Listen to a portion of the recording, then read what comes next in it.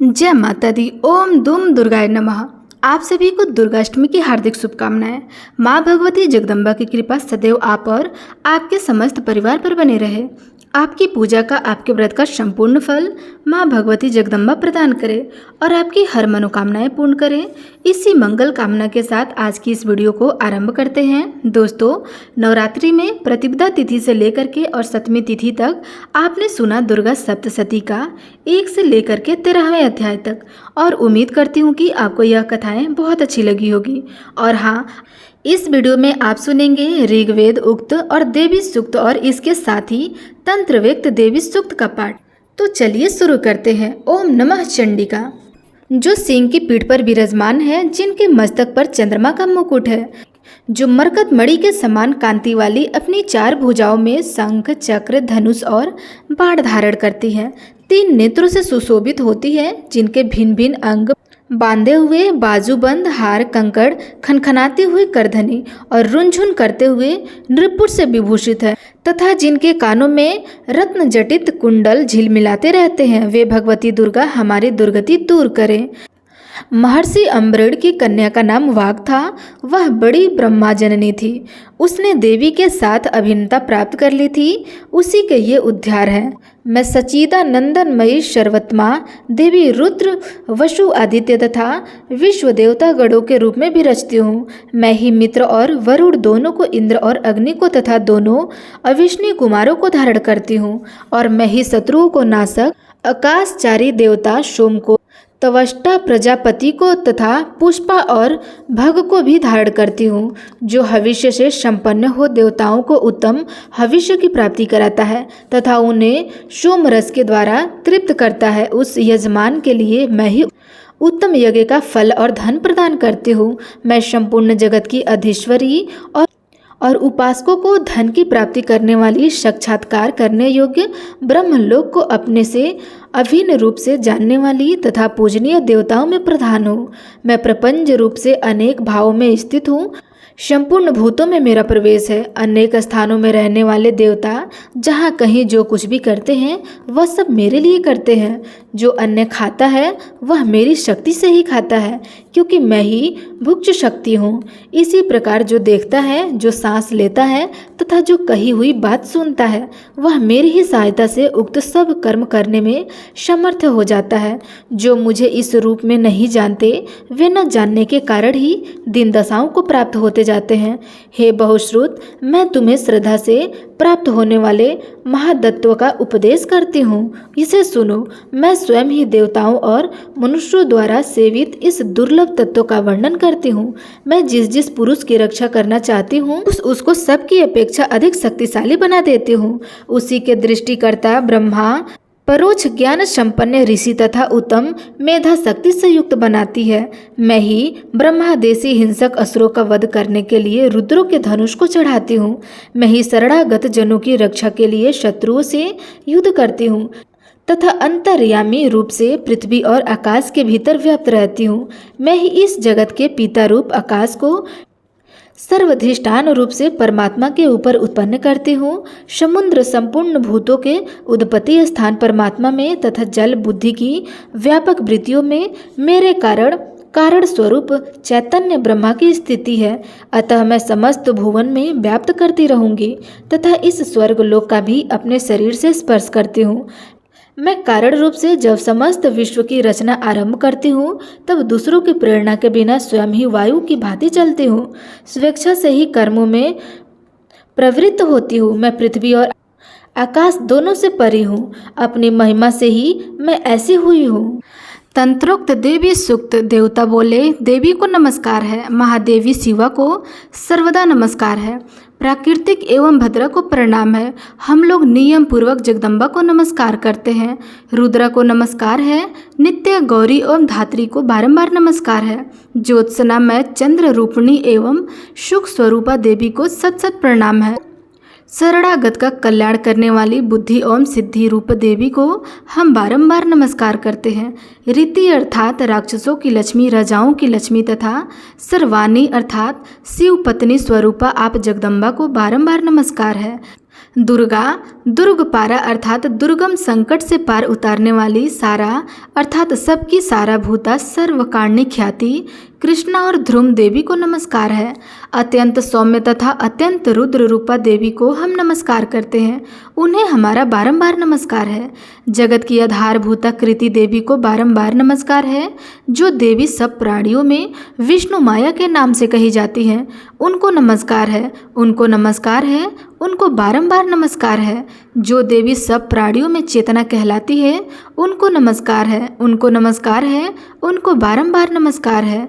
जो देवी सब प्राणियों में बुद्धि रूप से स्थित है, उनको नमस्कार है, उनको नमस्कार है, उनको बारंबार नमस्कार है। जो देवी सब प्राणियों में निद्रा रूप से स्थित है, उनको नमस्कार है, उनको नमस्कार है, उनको बारंबार नमस्कार है। जो देवी सब प्राणियों में छूता रूप से स्थित है, उनको नमस्कार है, उनको नमस्कार है और उनको बारंबार नमस्कार है। जो देवी सब प्राणियों में छाया रूप से स्थित है, उनको नमस्कार है, उनको नमस्कार है, उनको बारंबार नमस्कार है।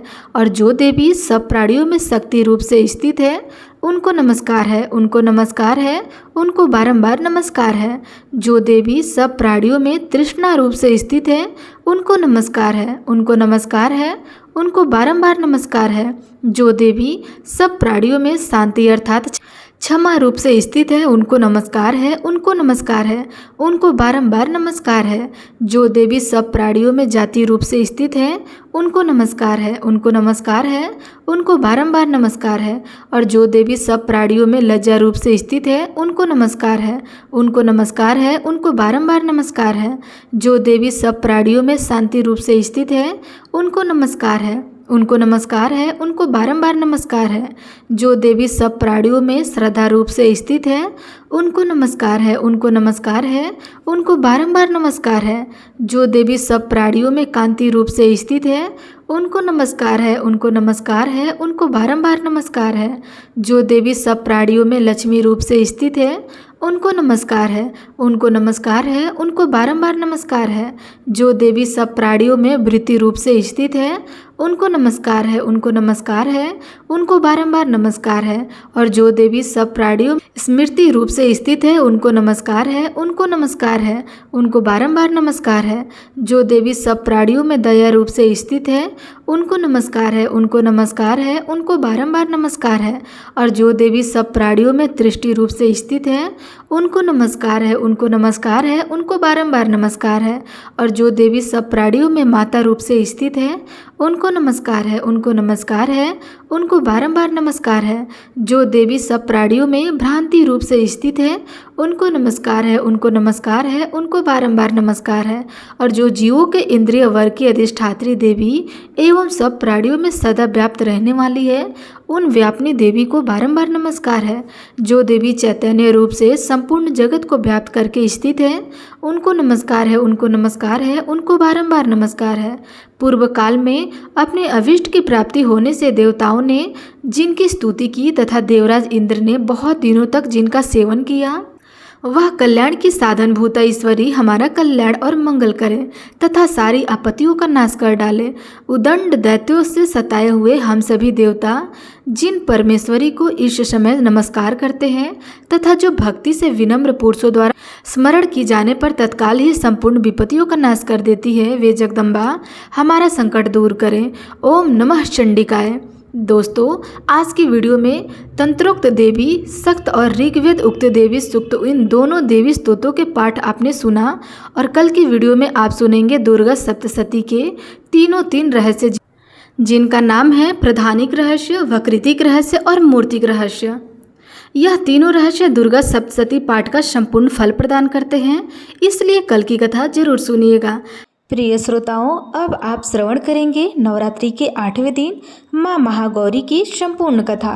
तो आइए श्रवण करते हैं। शारदीय मास के अष्टम नवरात्रि की अधिष्ठात्री देवी है माता महागौरी। आज के शुभ दिन पर देवी महागौरी की पूजा अर्चना करने से भक्तों की सभी मनोकामनाएं पूर्ण हो जाती है। महागौरी नाम से ही हम समझ सकते हैं कि एक ऐसी देवी को दर्शाता है जो कि वर्ण में अत्यंत श्वेत और सुंदर है। उनका स्वरूप ममतामयी है। पिछले वीडियो में हमने देखा कि देवी पार्वती ने शुंभ तथा निशुंभ नामक दैत्यों का वध करने के लिए एक ऐसा रूप धारण किया था जिसमें उनका रंग अंधकार जैसा काला हो गया था। इस भयंकर रूप में उनका नाम कालरात्रि पड़ा और उन्होंने शुंभ निशुंभ को उनकी विशाल सेना सहित परास्त कर दिया था। देवताओं को पुनः स्वर्ग लोक लौटा दिया था। तब देवी कालरात्रि अपने कार्यों को पूर्ण करके अपने पति भगवान शिव के पास कैलाश लौटी तो उनकी काली त्वचा देखकर भगवान शिव ने उपहास में उन्हें काली कहकर संबोधित कर दिया। और तब देवी कालरात्रि ने यह विचार किया कि उन्होंने यह स्वरूप केवल दानवों को मारने के लिए लिया था, अतः अब उन्हें इस रूप को त्याग कर पुनः अपने सुंदर स्वरूप को वापस आना चाहिए। उन्होंने अपनी इस त्वचा को दूर करने के लिए अनेक प्रयास किया, लेकिन वे निष्फल रही। इसलिए आखिरकार उन्होंने निश्चय किया कि वे ब्रह्मा जी की तपस्या करेंगी, जिससे वे उन्हें कोई उपाय बता सके। और फिर उन्होंने ऐसा ही किया। ब्रह्मा जी उनकी तपस्या से प्रसन्न हुए और उन्होंने देवी को सुझाव दिया कि उन्हें मानसरोवर झील में स्नान करना चाहिए। ऐसा करने से उनकी पूर्व त्वचा कांति वापस लौट आएगी। देवी ने ऐसा ही किया और उन्हें अपनी पूर्ण श्वेत वर्ण त्वचा वापस मिल गई। इसलिए अब उनका एक नाम पड़ा देवी कौशिक। एक बार देवी कौशिकी ने एक दिव्य नदी में स्नान किया, जिसके कारण उनकी त्वचा और अधिक तेजस्वी हो गई और इसलिए उनका नाम पड़ा था महागौरी। देवी महागौरी का स्वरूप अत्यंत सुंदर और ममतामयी है। उनकी 4 भुजाएं हैं। उनकी उपमा चंद्र, शंख एवं कुंद के फूल से दी गई है। उनकी आयु 8 वर्ष की बताई गई है और वे एक हाथ में त्रिशूल और दूसरे हाथ में डमरू धारण करती हैं। वे सफ़ेद बैल की सवारी करती हैं। अष्टमी के दिन सर्वप्रथम सुबह जल्दी उठ करके स्नान इत्यादि कार्यों से निर्विध होकर एक शुद्ध आसन पर देवी महागौरी की प्रतिमा अथवा चित्र स्थापित करनी चाहिए। उनकी प्रतिमा को गंगा जल से स्नान करवा करके सफ़ेद वस्त्र अर्पित कराने चाहिए। देवी महागौरी का प्रिय पुष्प है रात रानी। साथ ही साथ उन्हें काले चने का भोग भी अर्पित करना चाहिए। उन्हें नारियल, मिष्ठान, पंचमेवा और फल भी अर्पित कर सकते हैं। उन्हें प्रसन्न करने के लिए कुछ मंत्रों का भी उच्चारण कर सकते हैं। शारदीय नवरात्रि में अष्टमी का दिन सबसे विशेष माना जाता है। इस दिन कन्या पूजन तथा बड़े ही प्रेम पूर्वक उन्हें प्रसाद खिलाने का भी विशेष विधान है। कन्या पूजन के लिए 2 से 10 वर्ष की आयु की कन्याओं का चयन किया जाता है। ऐसे कहा जाता है कि 2 वर्ष की कन्या कुमारी, 3 वर्ष की कन्या त्रिमूर्ति, 4 वर्ष की कन्या कल्याणी, 5 वर्ष की कन्या रोहिणी, 6 वर्ष की कन्या कालिका, 7 वर्ष की कन्या चंडिका, 8 वर्ष की कन्या सासंभी और 9 वर्ष की कन्या दुर्गा और 10 वर्ष की कन्या सुभद्रा मानी जाती है। इन कन्याओं की संख्या 9 होनी चाहिए, जो कि देवी जगदम्बा के 9 स्वरूपों का दर्शाती है। इन 9 कन्याओं के साथ साथ एक बालक को भी आमंत्रित किया जाता है, जो कि वटुक भैरव का रूप माना जाता है। महादेव देवी के सभी शक्ति पीठों की सुरक्षा के लिए एक एक भैरव को नियुक्त करते हैं, इसलिए इस बालक का पूजा में होना आवश्यक है। आप अपनी स्थानीय परंपरा के अनुसार इस प्रकार कन्या पूजन कर सकते हैं। उनका पूजन करने के बाद उन्हें भोजन प्रसाद खिलाएं और भगवान श्री कृष्ण को अर्पित प्रसाद खिला सकते हैं, तो वह सर्वश्रेष्ठ होगा। इससे देवी अधिक प्रसन्न होंगी।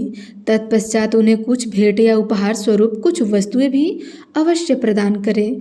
बनारस के पंचगंगा घाट पर देवी महागौरी का एक सुप्रसिद्ध मंदिर स्थित है, जहां पर नवरात्रि के 8वें दिन लाल चुंदरी तथा फूल अर्पित करने का एक विशेष विधान है। स्थानीय लोगों का कहना है कि शारदीय नवरात्रि में अष्टमी के दिन माता के दर्शन करने से सभी पाप नष्ट हो जाते हैं। तो ये थी शारदीय नवरात्रि के 8वें दिन देवी माँ महागौरी की पौराणिक कथा और उनसे जुड़ी हुई कुछ रोचक जानकारी। अगर आपको यह जानकारी अच्छी लगी हो तो वीडियो को लाइक अवश्य करिएगा। तो प्रेम से बोलिए माँ महागौरी की जय।